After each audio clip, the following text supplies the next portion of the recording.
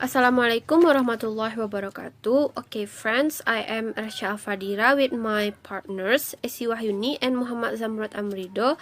We are from group 3 and we will present about teaching grammar and teaching vocabulary. The first material will be present by me. First is teaching grammar. Teaching grammar is an essential part of school education or adult learning. So the objectives of teaching grammar is first, develops insight into the structure of English language. Second, assimilates the right patterns of the language without rote memorization. Third, learn the language as a rule-form system. Fourth, develop the faculty observation and scientific attitude. Fifth, develop a positive attitude towards grammar.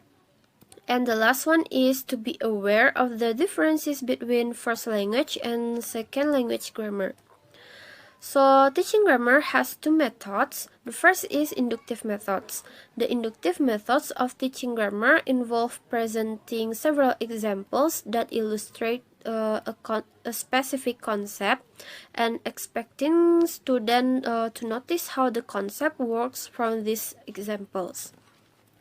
No explanation of the concept is given beforehand, and the expectation is that the students learn to recognize the rule of grammar in a more natural way during their reading and writing.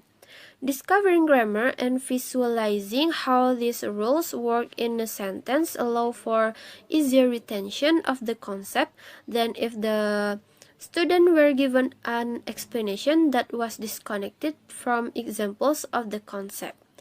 The main goal of inductive teaching method is the retention of grammar concept, with teachers using techniques that are known to work cognitively and make an impression on student contextual memories. So the advantages and disadvantages of inductive methods. First is advantages of inductive methods. First, make the rules more meaningful, memorable, and serviceable. Second, mental effort involved ensures a greater degree of cognitive depth. Third, students are actively involved. Fourth, an approach with favors pattern recognition and problem-solving abilities. The fifth, extra language practice and self-reliance. The disadvantages of inductive methods. The first, may mislead students that the rule is objective instead of the meaning. Second, time-consuming. Third, students may hypothesize wrong rule. Then place heavy demands on the teacher in planning lesson. And the last one, frustrates the students who prefer simply to be told the rules. So that's all from me. The next material will be present by my partner.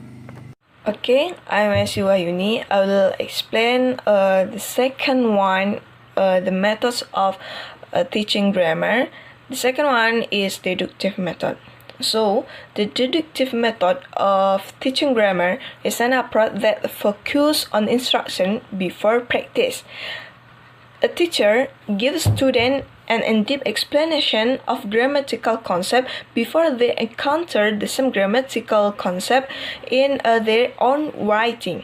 After the lessons, students are expected to practice what they have just been shown in a mechanical way through worksheets and exercises. This type of teaching commands as many people, including teachers, are thinking such methods, as more post-secondary level students are revealing subpar literacy skill in adulthood. As one former teacher states, deductive teaching method drive many students away from writing because of the tediousness of word learning and a teacher-centered process. And then, what are the advantages and disadvantages of deductive methods in teaching grammar? So, the advantages are it gets right to the point and can therefore be time-saving, allow more time on practice and application. And then, acknowledge the role of cognitive process in language acquisition. And next, confirm students' expectation about classroom learning, particularly for students with analytical learning style. And then allows teacher to deal with the language point as they come up rather than having to prepare for them in advance. So, what are disadvantages from this method? First, starting the lessons with a grammar presentation may be off-putting for some students. And second, students do not have much opportunity to get involved. Third, explanation is seldom memorable. Fourth, encourage belief that learning language is implied case of knowing the rules. Fifth, examples are not always interesting as they may not be natural. Okay, the next material about teaching vocabulary. In teaching vocabulary, definition of vocabulary. Vocabulary is one of the language aspects which should be learned. Why? Because learning vocabulary is important because we are able to speak, write, and listen nicely. In learning vocabulary, we have to know the meaning of it, also understand and can use it in sentence context. The teaching of vocabulary is important. Why? Because without vocabulary, nothing can be conveyed. People need to use words to express themselves in the English language. Most learners acknowledge the importance of vocabulary acquisition. This is why most of the words need to be taught so that there cannot be many problems as in communication to a lack of vocabulary. But some other students might be confronted with the problem of forgetting the words immediately after the teacher has listed the meaning of the words or after looking at them in dictionary, and this also is caused by lack of vocabulary. The more words students learn, the easier they memorize them. And in the Emerald, according to Emerald, there are some steps in the teaching and developing the vocabulary for students. Okay, 1 point. Present the word clearly written in a paper or write it on the blackboard. 2. Pronounce the word for the child, making sure that he or she looks at the word as it's pronounced. 3. Have the child pronounce the word, again making sure that the child looks at the word when it's pronounced. 4. Explain the meaning of the word and present the word in written sentence context. Example A. Read the sentence to the students. B. Have the student read the sentence aloud. C. Have the students identify the word, underline the word, and give its meaning. 5. Have the student make a sentence using the word.